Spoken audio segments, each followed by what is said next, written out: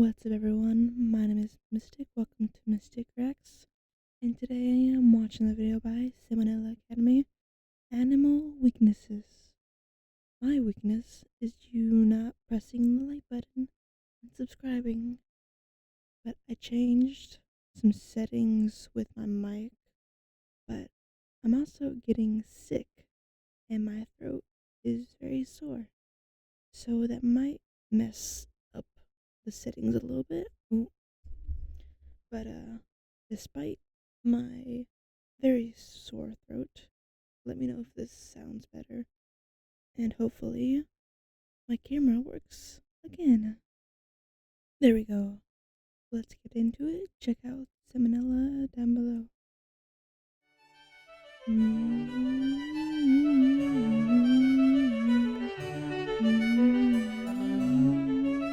Hey kids, when living Hello. things evolve, it's almost always for the better. After Mm, all, the reason genes get passed down is because of the fact that they help the organism survive. mhm, Occasionally, though, might help an animal in general can become huge drawbacks in mhm. other ways. Today, we're going to talk about some inherited traits that can end up screwing certain animals over if they're not careful. First is Mhm. sloths. So, evolutionarily, life has found two distinct methods to Right. handling survival on land. You got the plants and the fungi who just kind of hang out, and then you Mhm. got the animals who actually, do things. The sloth is the one member of the animal kingdom who was brave enough to say, alright, I made the wrong choice here. This whole mobility thing, way overrated. So you Mhm. know what? Fuck it. I'm changing teams. The sloth's sedentary lifestyle is made possible by the fact that the creature has the metabolism of the average college kid, sleeping 16 hours a day and only crapping like once a week. I wish I got However, that while much this sleep when I lifestyle was is in easily college.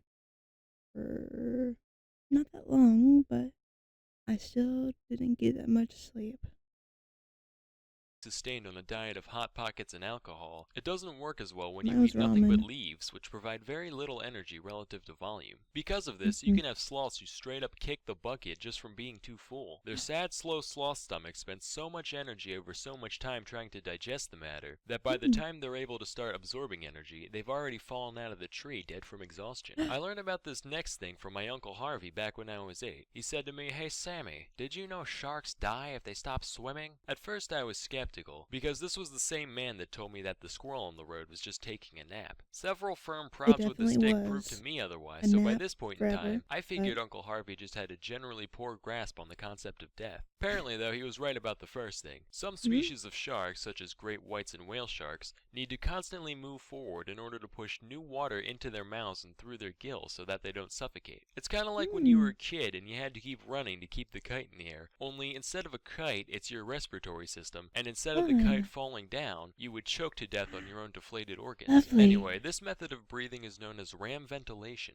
Following this logic, one would think that rams would then breathe through something called shark ventilation, but right? no, apparently they just breathe like everybody else. Next we Oh, have ferrets. So in ooh, some cultures, ferrets are referred to as polecats, and there are two main theories as to why that is. Some do biologists they believe that the sit name is on a based on the pole? fact that ferrets are an evolutionary hybrid of the pole and the cat, as Mm, evidenced by their shape and features. right, However, right. others believe that the name is actually an outdated piece of Nazi propaganda, designed to Oh, show that Polish people are so dumb they don't know what a cat looks like. Nah, I'm just fucking with you guys. They're actually called polecats because of the old French word pole, meaning chicken, which comes from the fact that these what? guys would A always break into poultry? farmers' hen houses back in the day. Back to the matter Mm, at hand, though, there is one critical difference between ferrets and cats. When a cat eats some weird household item, it can always just vomit or crap it out, problem solved. However, yeah. things get a little more complicated when your intestines are the size of shoelaces and your body is shaped like a sideways question mark. In Mhm. fact, ferrets are probably the easiest to clog animals in the world. They can get blocked up and potentially Second die just only from a to few of me. its own hairs or a cherry pit or something getting lodged in their intestines. And it takes Mhm. more than just a pipe cleaner to fix that kind of issue. Most ferret parrots have to take their pet to the hospital in the event of Ferret a blockage in parrots? order to have the obstruction removed through surgery. So unless you want to pay thousands of dollars in vet bills, make sure to keep an eye on your ferret so it doesn't end up killing itself on something random. How Mhm. it feels to chew 5 gum. I tell Help, I can't everyone shit that. no more! 5 gum. Stimulate your ferrets. Anyway, that's all for today. Till next time, I'm Salmonella, and thank you for watching. I'm Mistic. Bye bye. Thank you for watching.